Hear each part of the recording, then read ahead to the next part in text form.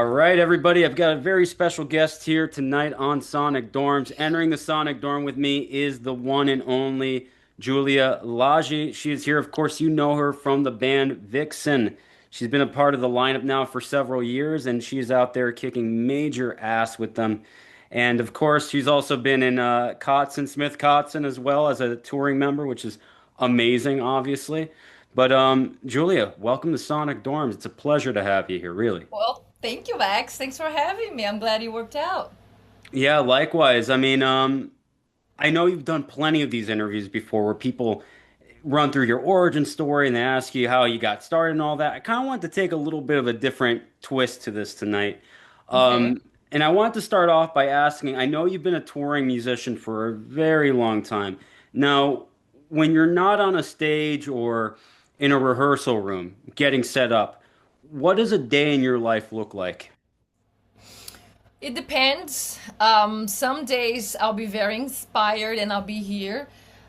This is my studio. We're still finishing up, but I actually had a studio in our room because I'm married to a musician as well. So here it's kind of hard to have two studios in the same house. So he has one down there for him.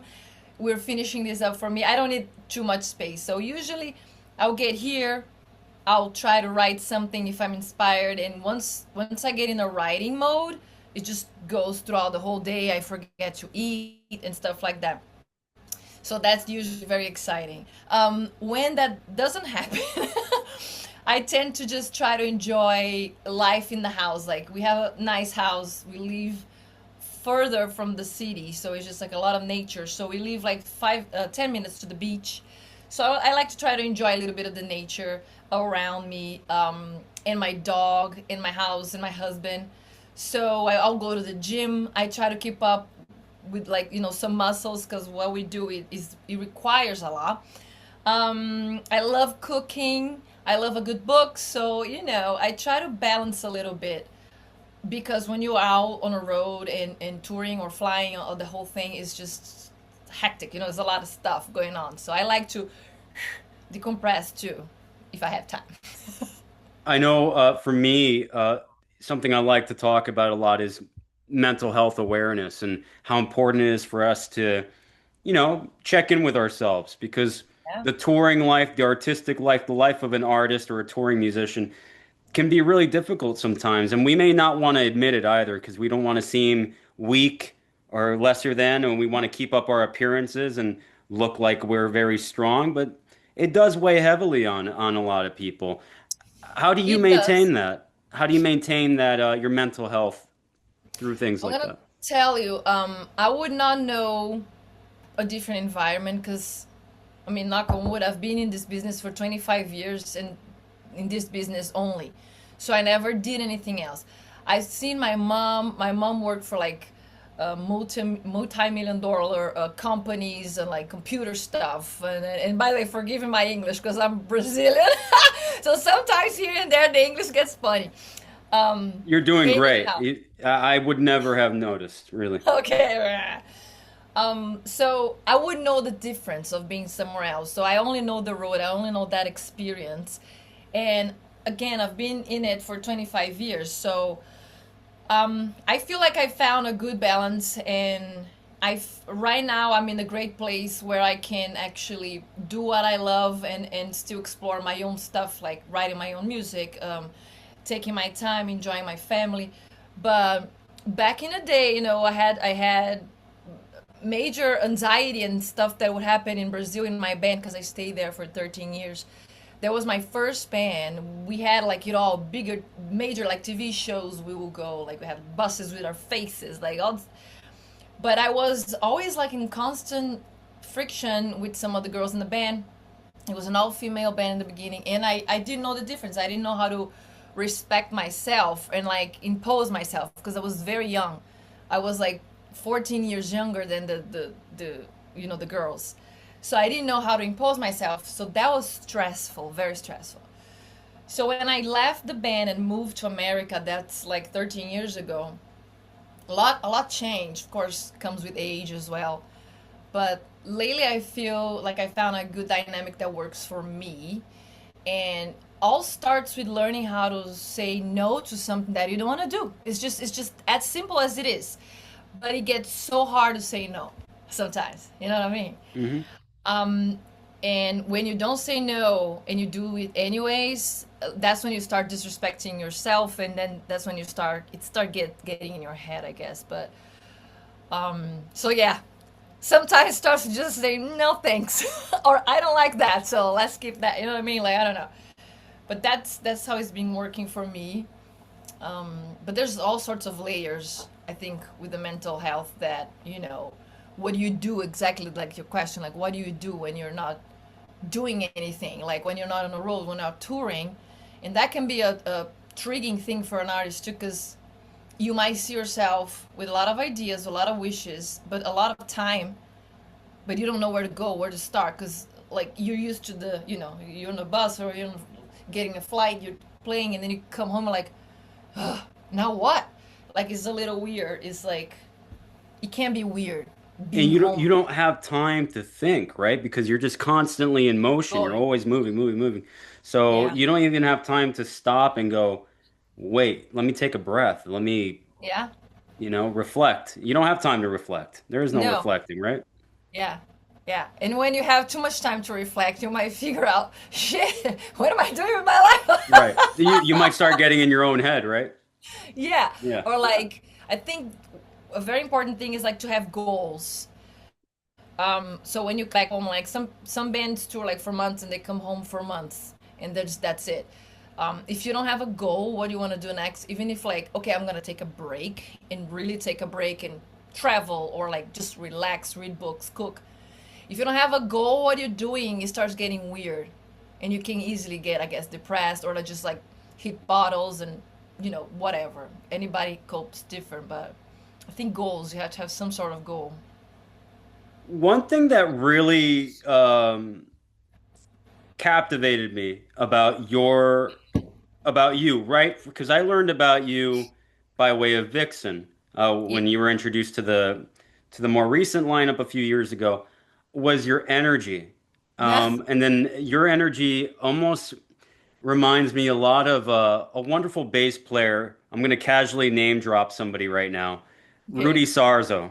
Ah, yeah. Your energy is very, no, I don't like to compare people, but you have that same very lively, you kind of roll with the punches. There's like an enlightenment that you can feel just by looking at you. The second, it's like there's almost like this very positive kind of uplift when we see you on stage. And that's one thing that immediately made me go, who is that? Definitely have to look into more of her history and do my research because she's an absolute badass. So, Thank you.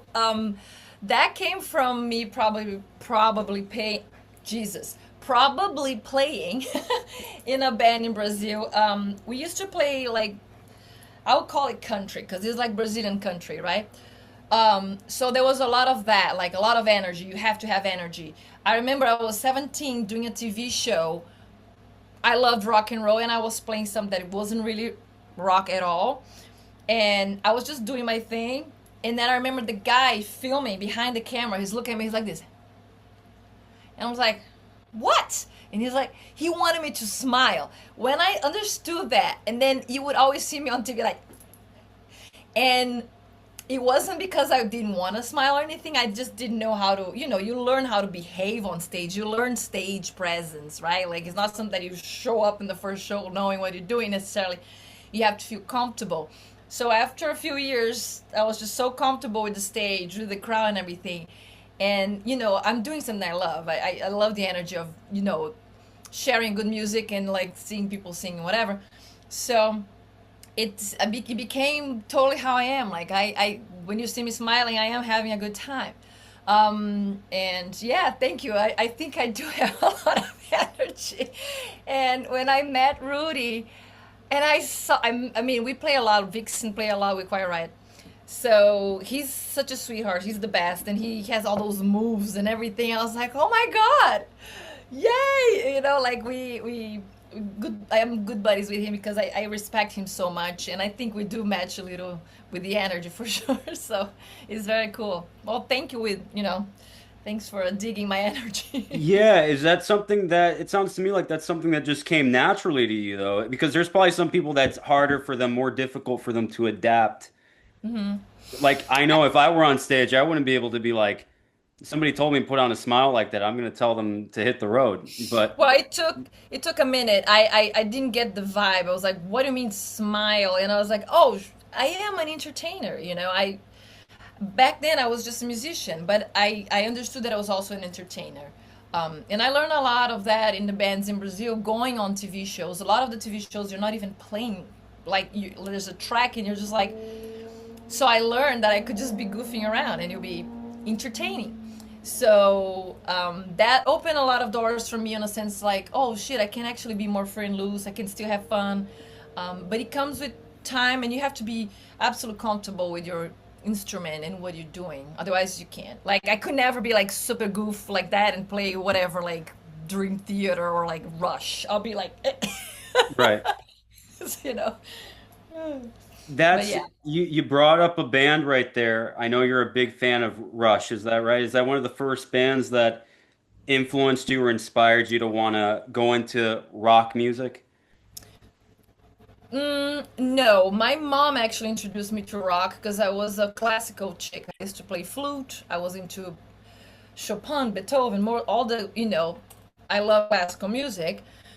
I tried to join in an orchestra and I failed because I couldn't really sight read and I was all about my ears. So I didn't pass. So my mom saw that I was upset and she introduced me to rock. But she was introducing me to the good stuff like, Jimi Hendrix, Janis Joplin, Led Zeppelin, the whole, the older bands. And then by then I was already around the 90s. So I started listening to 90s music on the radio, but I would always lean towards more to the older stuff before 90s. And I remember, I don't know, I just wanted to put together a band. I wanted to be a drummer, and ended up that I became the bass player. So, a lot of Aerosmith, believe it or not, it was playing on the radio. Guns N' Roses, that was the phase. Metallica. So I was digging all that. But one time I listened to Rush on the radio, and I was like, so cool. And of course, it was Tom Sawyer. And I didn't know. I had a radio with tape. Like, I would wait for the radio to play the song and record on the tape and learn the bass lines and shit. And I learned years later that Geddy Lee was not a chick. Because I thought he was a girl. So, long story short, after I learned more about Rush, I got very excited about it because I learned that he was a bass player that could sing. And learning his bass lines and singing at the same time gave me so much clarity. And then, like, it made my brain function so much better. And then I got all about bass players that could sing. So, like Glenn Hughes, Sting, Paul McCartney. And then those are like, I would listen to that so much and go and, do it together. But for sure, Rush opened my doors. I was like, whoa, okay, you can do that kind of stuff. Yeah. Yeah. So And yeah. proficient, beyond proficient bassist, one of the greatest bass players of all time, Geddy Lee, is what a person to help open those doors for you, right? What other people? Yeah, I mean, for you to have that influence from somebody like of that Oh, level oh is yeah. huge, right? That was a good start. That's for sure. That was the best start. Yeah, and it's funny because I have all sorts of influences, like coming from Brazil, and playing country music in Brazil. And you have like, obviously bossa nova, you have Brazilian jazz, you have the pop Brazilian stuff, and then you have rock from America, and then the other like so I have all sorts of wild influences. But for the bass and for the rock and for the singing, I think I got schooled pretty good with I him. I think that's my favorite type of artist is the artist that has that much influence in their library. The fact that they can pull from bossa nova and rock and metal and jazz and country. because Yeah.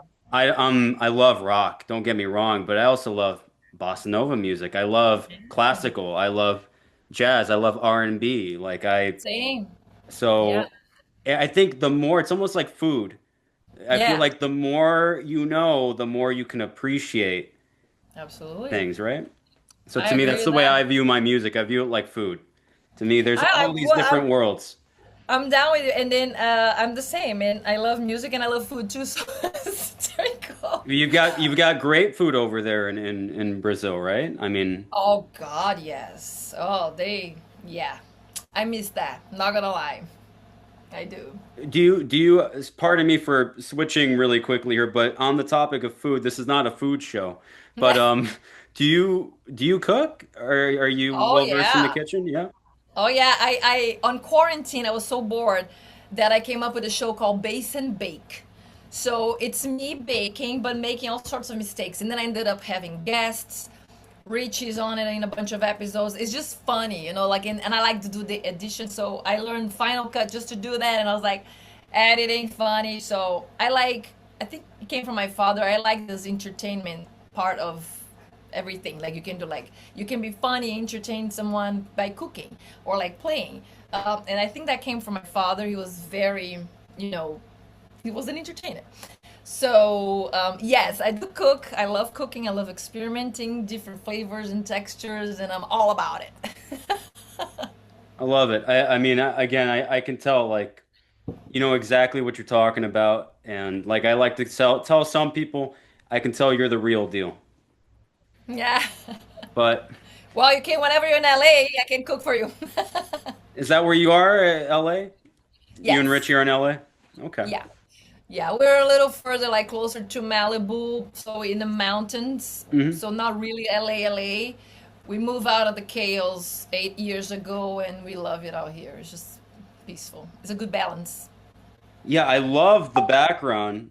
Again, not to take away from the music here, but I love that room setup, even though you said it's not finished yet. But No, it's not finished, but yeah, we built. It's just like it's like because we don't have neighbors close. I can do like my vocals here, and nobody's gonna complain. So we don't have to necessarily make the whole treatment. Sorry, now my computer's twisted. There you go.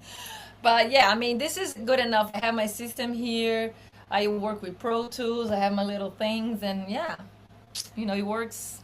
you brought up vocals. Let's talk about that because I don't know. I don't think a lot of people, too many people, know that you're actually an incredible singer. Is that something that comes from deep in within? Is that something that came naturally to you, or did you have to put a lot of practice into your singing? Well, I don't. Well, thank you. Singing is the hardest thing for me because I always sing since I was a kid. In my school, we had a badass choir. We used to sing Carmen Burana. You might know if you like classical, like Karloff, like Hmm. all that shit. Incredible. We sang that whole piece in my school when I don't even know how old I was, 14, 15. So I always sang, right? But I was way more into the classical, like that kind of singing. Clean. I have a very high and very clean voice. When I started listening to rock, I was like, how do you sing that? And I ruined my voice pretty bad trying to sing rock because I didn't have like great guidance, and I didn't know what I was doing. And I wanted to be Steven Tyler. I wanted to sing like whatever, like screaming. Hmm. So long story short, I ruined my voice, and I had some training, but it's not supernatural for me because since I always been in bands as a bass player that sing background vocals, every time I had to sing lead, I put a lot of pressure on my own, and slowly, because I'm releasing my own songs, I've been learning where to put stuff and how to do what, and also respect my limitations or whatever. But so thank you, but that's it doesn't come super naturally. My ears, I can sing on a key, can harmonize all that, but the punch for the lead singer, every time I have to work on a song or record, I work hard. Let's put it this way. So how do you adapt from being more of a classical singer to the rock world and developing more of your rock voice? Because that's a Well, whole different. It's area. a whole other Yeah. thing. Hmm. Well, for me, I have a few, I had and have a few people that helped me a lot, like coaches, like teachers. And I also have Richie, which is interesting, is helpful. But a lot of experimenting and understanding, and you have to sing. And believe it or not, a lot of karaoke nights. Singing like, I don't know, Steve Perry, like he has a high voice and is gorgeous, has a little air, like singing Heart. I love Ann Wilson, like, right, if I could have her voice, I'll be in heaven. So like trying all different things. But yeah, I have to have a few people helping because it is a huge change, and it's a muscle. So if you're not always singing that and practicing that, it gets weaker. So you lose your voice quicker, or you might force too much because your diaphragm is not Hmm. super awake anymore because you're not doing that all the time. So the reality is, if you're gonna go sing for a while, for a tour or whatever, for me, I would have to start singing every day and practicing. So, I put that in shape. Okay. And Do you on, sing too? I don't. I don't do any Oh, singing. I'm just I've got a good pair of ears and I know when I hear good. talent. I think I was just Oh, born in the wrong time. I was born like me a too. few years too late because you know how things are right now and Oh, with yes. music. But the silver lining is I'm trying to build what I'm doing here. I want to represent artists who I think matter, artists like yourself who I think we need. The biggest thing is we have technology now that allows people that love music to talk about music. And I think people should talk more Yeah, about music. If you really love a song, there's no reason why you can't go on YouTube, Instagram, TikTok, social media, and talk about why you love that artist, that band, that song. And people you're are right. attracted to listening to that stuff, but I don't think enough of the youth are taking advantage of that with music. There's not a lot of people utilizing that for music. I see a lot of it with movies, like film Right. criticism, but not with music. And I'm Or like going playing video games. They playing video games. analyze the video games. I'm like, Right. what is that? I couldn't. First time I saw someone commenting on someone's game that already happened, I was like, what? What am I? What? It's just too foreigner for me. Yeah. So I don't get it. So But you're th right. so I think this is important. And so even if it takes me 500 years, I'm going to keep at this. And I want to represent and talk to artists that I think deserve a platform because Very we don't have nice. enough platforms right now. And I love music that much. I will do this for free because Oh, you just see it. Yeah. you know But you're this is right. it. Why not utilize the what we have, right, and Hmm. chat about music? You're right. Yeah, it shows people the more that you know about your history, the more knowledge you have, the more importance that music has in your life. And to Yeah. me, that's music is that important. The more you know, the more interesting it becomes, Yeah. you know? Yeah. And you're When- always learning with music. It's just like an endless cool, which is awesome. I love that. Yeah, it's definitely an endless cool. I meant to ask you when you're adapting, like the way you adapt your voice, when you're adapting to different bands, like when you're in Vixen or when you're in playing with Richie, and how do you adapt without losing your voice while still being you? How do you adapt to these different bands? Well, I'm basically, well, so like, how can I explain that? So, of course, I am learning the songs the way they are, the bass lines, etc. But I'm never gonna have the way that Richie plays the bass. I'm never gonna have the way that Cher used to play the bass on Vixen. So it's I have my own way. So yes, sometimes I have to pay attention to a few things. I tend, because I play in a country band and I'm Brazilian, I tend sometimes to add a lot of ghost notes where the rhythm requires more like a forward bass, like for example, like a simple like da da da da da da da. Hmm. I might sometimes mute a little that like the second, like have an accent to it that is just comes natural to me because I have different backgrounds and I play different. So for some songs it works because it grooves different. You get like a little groove. some songs like straight for rock and roll, I don't want to do that. So sometimes if I'm recording the bass, it's easier for me to notice, oh shit, this is not working. Um, Live, I think you're gonna have a little nuances here and there that is coming from my different backgrounds. But I try to pay attention to what the music requires. Like, I just don't go and do whatever. Some songs are like so classic. Like, we have a song in Vixen called Edge of Broken Heart, which is, I think, the biggest hit.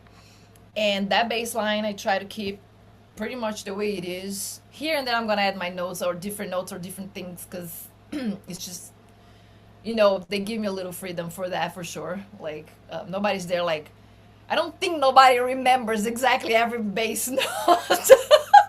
Yeah. But a lot of the bass lines are very specific. My hair looks weird. So I will respect that, and it's like a solo, like a guitar solo. Some songs the guitarist will go a little loose. Some songs like they have to play, like Hotel California. He has to play that solo every night, the same Hmm. notes every night. He has to, right? So I think that's how I take it with the bass too. Like, but I can only do what I can do. Like, I can't try to play like Richie. I can play his bass lines, but it's gonna be like me, which I think is cool. What's it been like being in Vixen for last few years? Like that whole opportunity for you, what's that been like? It's been very cool. I was, again, I moved here and I had to start all over again, right? Because in Brazil, I was in a band that was everywhere, but the band, I wasn't happy anymore, so I moved here and then I slowly, I had to go through visas so I could work. And so I was playing all sorts of random gigs, but I was happy and I was having I was discovering my own sound, my own music, my voice, everything. So that was very important for me. And then I remember having a thought with myself saying, okay, I think I'm kind of ready to do something else. I'm like something cool, like maybe join a band. And literally, like a few days later, I get the call, would you like to join Vixen? I'm like, oh shit, yeah. So that's been very cool because I think it came in the right time for me, some that I was looking forward. And of course, I mean, it opened some other doors for people that didn't know that I could play or that I play or who was I was, and the whole thing.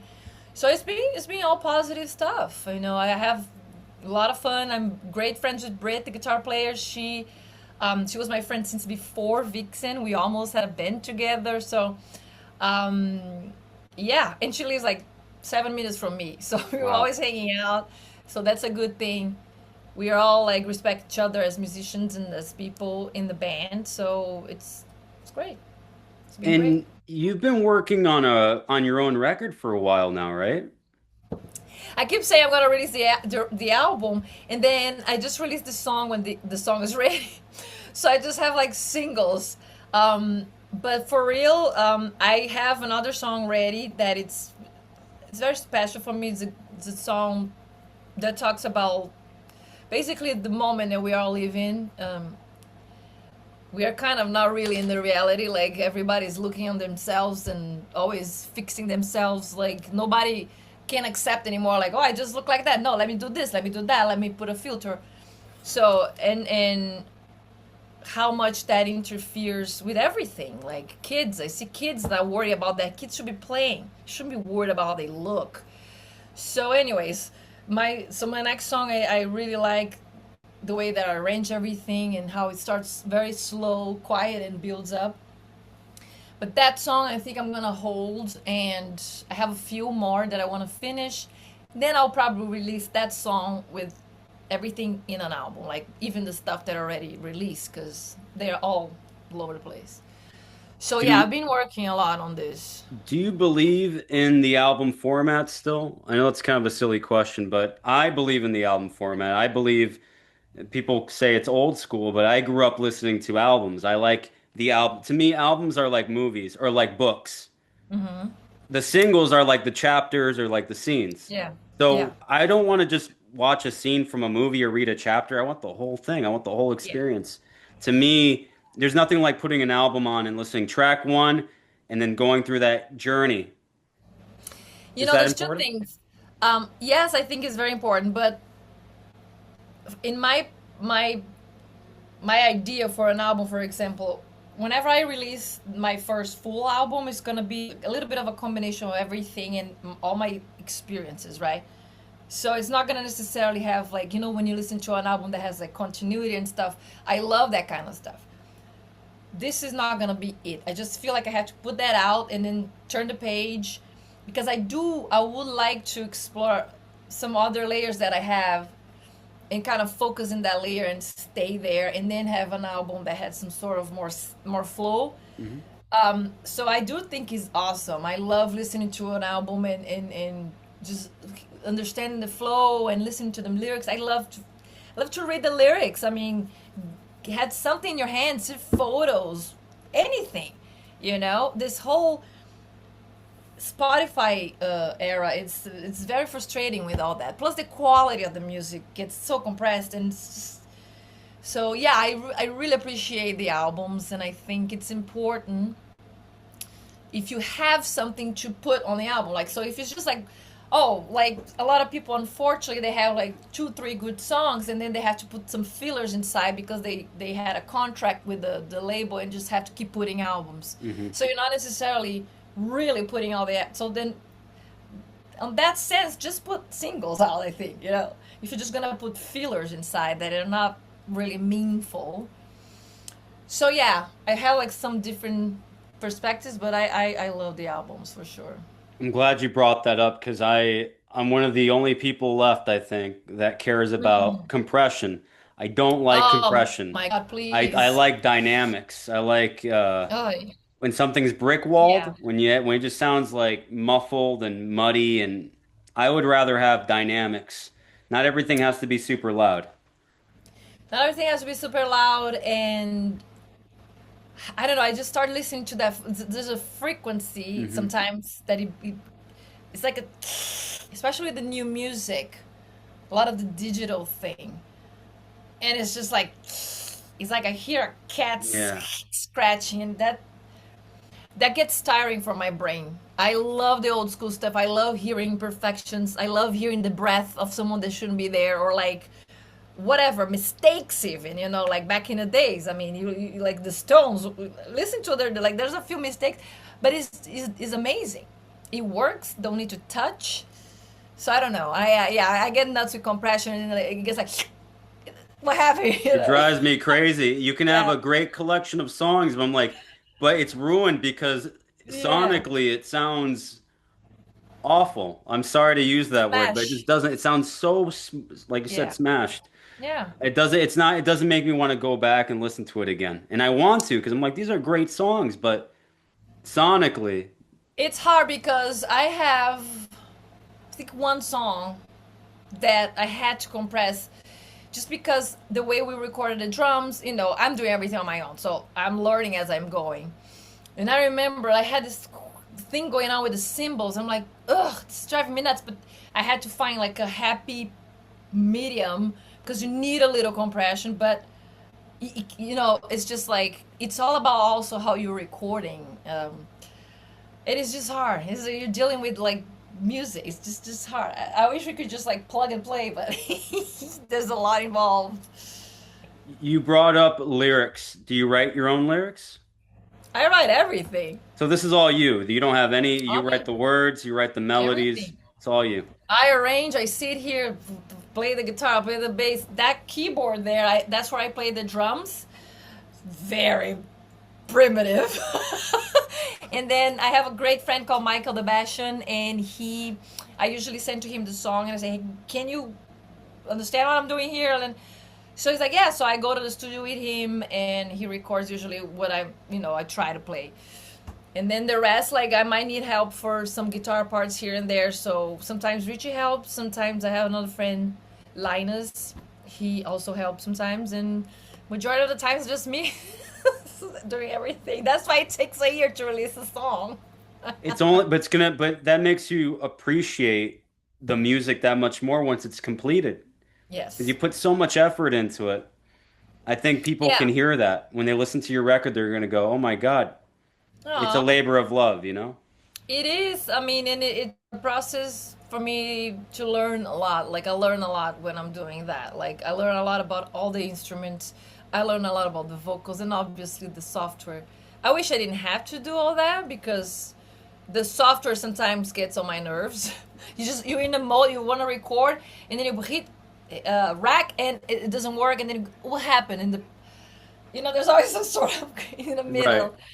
But it's been great for me. I love the process. When I have time, I just and creativity, of course. You have to be creative. And your I record's don't going to have a force. lot of different sounds to it, right? It's not just going to be a rock album. You're going to have lots of different No, styles, right? I'm thinking about putting the songs that are already released in it, so you can have easy access, which is already like it's rock, but also I have more like my first song it's called Hey You, starts very melodic vocal, like just acoustic guitar. I have a flute that I play there and develops, and then suddenly I turn around, literally different rhythm, different tempo, and I sing in Portuguese in the end, and I'm playing a little bit like a bossa nova. Okay. So that song is a trip. I love that song. That's my first single that I released. I did everything, even like the percussion I play in the table because it was full on quarantine. I didn't have access to anything, and I figured, you know what, I'm gonna just experiment sounds, and I did it. So everything you hear is me there. It's called Hey You. It's my first, and it's probably my favorite. Definitely not a rock song. So you're gonna have a little bit of everything, and it's okay because I have phases, and some of the songs I'm not there anymore.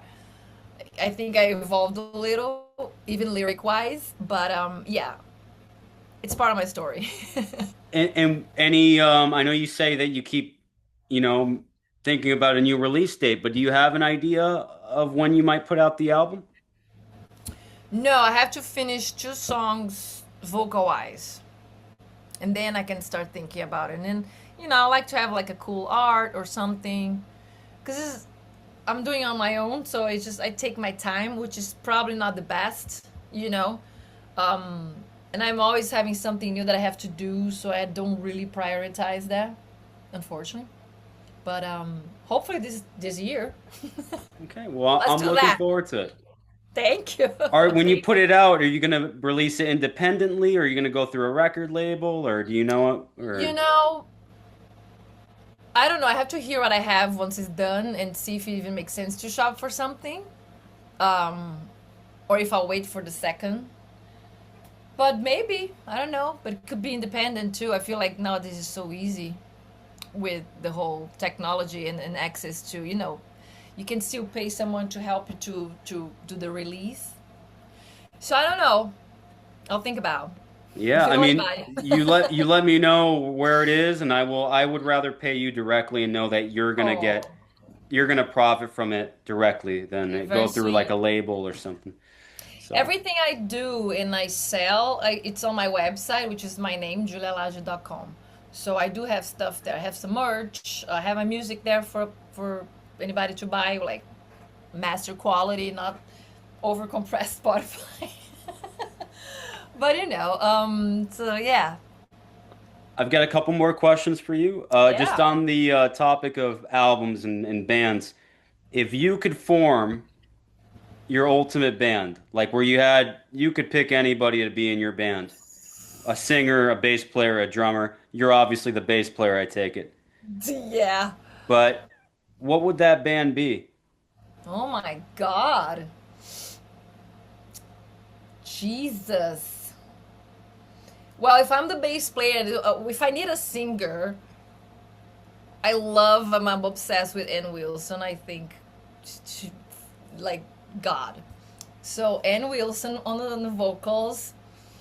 Guitar player, I'm gonna say I'm very spoiled because I'm married to Richie Kotzen, and he's like unbelievable. And I know how musical he is and everything, so I wouldn't mind having him in my band. But like, if I have to say someone like is a big star, like wow, I don't know. I still love Richie. I shouldn't do that to him. I had to pick Richie. Drummers, man, New Perk, why not? He's The not here greatest, anymore. but the greatest. Not here He, anymore. he truly was the greatest, though. I mean, for rock and stuff like that, for sure. Hmm. Bonham, for sure, too. Like the weight, that drum sounds huge. Yeah, You had the, I mean, yeah. that's a I great don't think I band. can keep up with those guys. That's a great band. That's a great band. Imagine what a mess. Yeah. I Uh, don't think those things. It's funny. Like, I never think about, oh, that's a good brain thing to do. yeah, I mean, Train. I love your sound, and you know, I'm thinking that you're doing great in Vixen, of course. I would love to hear what you would do in like a band that was like that you built from the ground up. Like if you started your own band fresh with no Yeah. history before it. I would love to see that one day. I don't know, would you be up Yeah. for that? Well, I still want to play my songs live, so you will see that. And I already hear them a little different live, and I love when you open like a little open jam session there for guitar. I love guitar players. Honestly, I'm not a fan of a bass solo.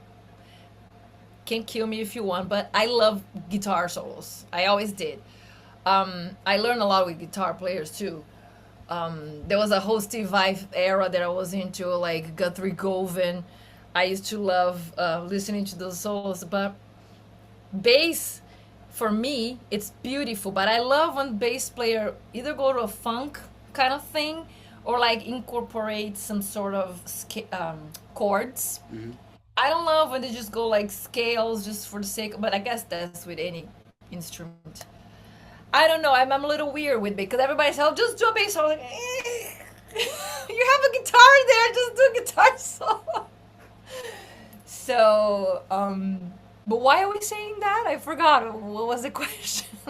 We were talking about a band and about you playing your songs live. Oh yeah. So yeah, I like when there's an open little jam Yeah. where the guitar player, like everybody drops down and then you build up. I like supporting the guitar player. That's what as a bass player I like giving support. And then it goes to a nice jam and pa and then go back to the chorus or whatever. So I like that kind of dynamic on a live show. So for sure it'll be something that I would like to explore, and I know in my head where to go in my own music. But so that's something that I'm looking forward to work on it one day, hopefully sooner than later. Yeah, Okay. yeah. What are your plans for the rest of the year? Are you going to be on tour sometime before the end of the year? Yeah, Vixen, we do a lot of flight dates. So we have some shows, some cool stuff still for the year. Um, then I'm gonna be preparing because Smith Kotzen is gonna be out on the road again next year, February. February. So I'm gonna be preparing for that because it's been 4 years since I don't four. Well, we did something for the Grammys, but we only play like six songs, whatever. So since I don't play those songs, it's been like 4 years. So I'm gonna be working on remembering all that stuff, and they have new material. And you're gonna go on tour in February. There's a cool project that I'm still gonna keep it a little quiet, but it's something cool, exciting that I can't wait to play a few shows. I think it's November. Um, I think you'll like it, but November of this year. yeah, yeah. Okay. But Vixen, we stop in late October because Rosa, the singer, the new singer, she goes to Trans-Siberian Orchestra. So we take those 2 months, November and December, off. So then I'm gonna probably be working on finishing my stuff for sure. Vixen did go to the studio. We have something that we might be releasing the end of the year too. So it's few cool things. Okay. Yeah. I'm probably going to end up seeing Richie in October because he's going to be in Orlando with John 5 on Right. the 31st on Halloween, funny enough. So, 31st. Oh yeah. so So Vixen might have a gig that day. We don't know yet. But I kind of wanted to go to. I actually wanted to go on my birthday, which is October 23rd. But Scorpio. yes, but I'm still 5 hours behind in Libra, so I'm on the cusp. Oh, okay. Yeah, I'm I'm an November 4th. undecisive bitch. Yeah. Indecisive? Yeah. A little bit. I can be. I can overthink. I have that Same. bad Libra like. "Ugh." Are you Like also a Libra? I'm a Scorpios, Oh, but you're a I have my Scorpio. moments. Yeah. So, I think I'm more Libra now, and I was more Scorpio when I was younger. okay. Um, but I'm there. The best. It's not a bad thing. It's not. It's not. It's not. I like the mix that my mom gave me. No, I mean, one thing that's for sure is the talent's there. I think that you're very talented. You've got a lot. I think there's still a lot that you haven't showcased yet that's to Yeah. come. So I'm looking forward to hearing what's next. Yay. I am a lifelong supporter. Once I become a fan, I'm a fan for life. So I'm gonna Thank continuously be on the lookout for your new music, and whether that be in Vixen or your solo projects, whatever it is. The secret project in November, I'll be on the you. Yeah. lookout for that. So You gotta like it. can't wait. Julia, if people want to look up, your music or any information on you, where can people find you?